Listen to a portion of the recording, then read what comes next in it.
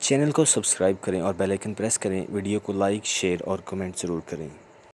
تاج محل دیکھ کر وہ دور حکومت یاد آ گیا جب ہندوستان پر مسلمانوں کی حکمرانی تھی اور ہندو ان کی جوتیاں چاٹتے تھے۔ آج اس سرزمین پر انہی مسلمانوں کی ایک سپاہ ہندوؤں کی قید میں تھی اور ہم 3 سپاہی اس طرح اس سرزمین پر چل رہے تھے کہ کوئی پکڑ نہ لے۔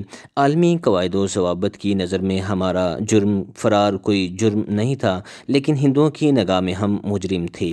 ہمیں اسیر اور مجرم اپنوں نے بنایا تھا۔ قوم کے غداروں نے ہندوستان کی اسلامی تاریخ کو شرمسار کیا تھا۔ انہوں نے مل جل کر اس فوج کو قید کروایا جس کی عسکری اہلیت اور شجاعت کو دشمن اور غیروں نے بھی خراج تحسین پیش کیا۔ دل ڈوبتا گیا اور تاج محل گزرتا گیا اور پھر نظروں سے اوجھل ہو گیا۔ گاڑی آگرہ کے قلعے کے قریب سے گزری۔ میں نے فوجی نظروں سے اس کی اس دور کی افادیت اور مضبوطی کا جائزہ لیا۔ قلعہ تو آج بھی محفوظ اور مضبوط نظر آ رہا تھا، مگر اس کی بنیادیں کھوکھلی لگتی تھیں۔ 3:30 بجے گاڑی آگرہ ریلوے اسٹیشن پر رکی۔ ہم تینوں میں اختلاف پیدا ہو گیا۔ میرا ایک ساتھی کہتا تھا کہ اگر آگرہ میں ہی اتر جائیں۔ دوسرے نے زور دے کر کہا ہمیں ہر حال میں دلی کی بجائے دلی کے کسی مضافاتی اسٹیشن پر اترنا چاہیے۔ ٹائم ٹیبل دیکھا۔ دلی کے نزدیک نظام الدین اولیاء کا چھوٹا سا اسٹیشن نظر آیا جو اتنا چھوٹا ہے کہ اسے ہالٹ کہتے ہیں۔ شام کے 6 بج رہے تھے جب گاڑی دلی کی حدود میں داخل ہو کر نظام الدین اولیاء ہالٹ پر رکی۔ ہم اترے اور مزار کی طرف چل دیے۔ مزار کے قریب سے گزر کر چھوٹے سے ایک بازار میں داخل ہوئے۔ وہاں ہمیں سندھ پنجاب ہوٹل نظر آیا۔ اسی میں چلے گئے۔ پیسوں کی کمی بری طرح کھٹکنے لگی تھی۔ ہوٹل میں کم سے کم پیسوں سے چائے وغیرہ منگوا لی اور ہندوستان سے نکلنے کے راستوں پر غور کرنے لگے۔ ایک راستہ نیپال کا تھا، مگر اسے اس وجہ سے نظر انداز کیا کہ یہ ایک آسان راستہ ہے جس سے ہندوستانی بھی واقف تھے، اس لیے خدشہ تھا کہ وہاں ہندوستانی ہماری تلاش میں سرگرم ہوں گے۔ دوسرا راستہ کشمیر کا تھا، ادھر سے بھی پنجاب میں داخل ہونے پر غور کیا گیا، مگر اس علاقے میں رہنمائی کے بغیر جانا خودکشی کے برابر ہے۔ تیسرا راستہ ہندوستان اور پاکستان کی پنجاب والی سرحد تھی۔ اسے عبور کرنا ممکن نہیں تھا کیونکہ دونوں طرف فوجیں مورچہ بند تھیں۔ فوجوں کو سرحد پر ایسے طریقے سے مورچہ بند کیا جاتا ہے کہ کہیں شگاف نہ رہے۔ اگر کہیں شگاف رہ بھی جائے تو وہ گشتی پارٹیوں سے پر کیا جاتا ہے۔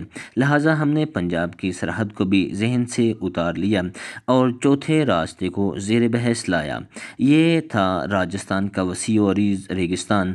وہاں مورچے بندی میں ہمیں شگاف مل سکتے تھے، مگر تجربے، رہنمائی اور پانی کے بغیر ریگستان کا سفر کرنا خودکشی کی ایک اذیت ناک اور کامیاب کوشش ہوتی۔ آخر میں ممبئی کی بندرگاہ اور سمندر پر غور کیا گیا۔ یہی راستہ موزوں اور دوسروں کی نسبت آسان تھا۔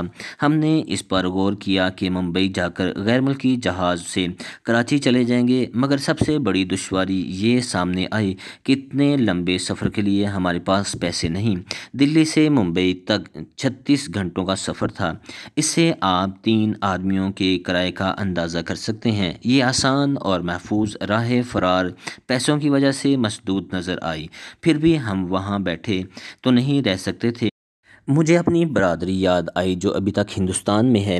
ان سے مدد مانگنے کی سوچی، مگر میں برادری میں سے کسی کو بھی نہیں جانتا تھا۔ ان کے علاقے کے متعلق کچھ معلومات تھی، میں ان لوگوں کی اور ان کے علاقے کی نشاندہی نہیں کروں گا۔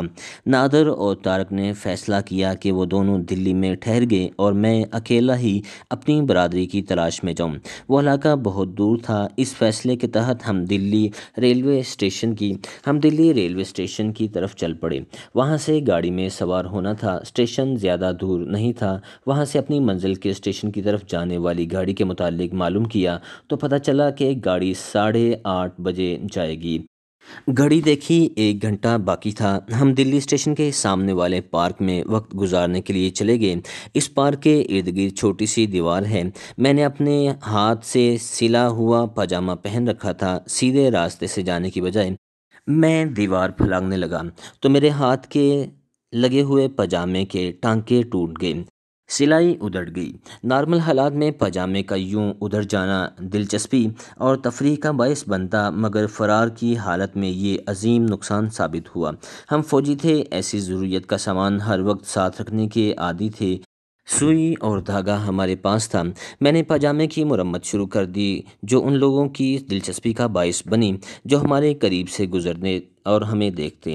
ہم 8:15 بجے پارک سے اٹھے۔ میں نے اپنی منزل کا ٹکٹ خریدا اور گاڑی میں جا کر سوار ہوا۔ گاڑی چلی تو نادر اور طارق نے ہاتھ ہلا کر الوداع کہا۔ میں انہیں دیکھ رہا تھا، حتیٰ کہ ہم ایک دوسرے کی نظروں سے اوجھل ہو گئے۔ ایک سوال نے مجھے پریشان کر دیا، کیا ہم دوبارہ مل سکیں گے؟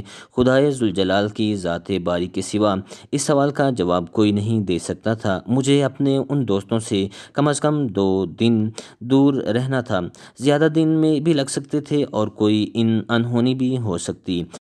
میں اب تنہا تھا۔ خدا سے مدد کی التجا کی اور اس ڈبے کا جائزہ لیا جس میں سوار ہوا تھا۔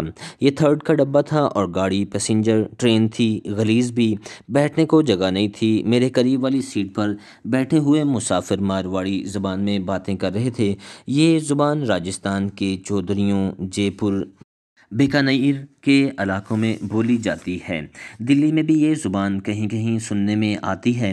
آپ کے لیے یہ اطلاع شاید دلچسپ ہو کہ مارواڑی میری مادری زبان ہے۔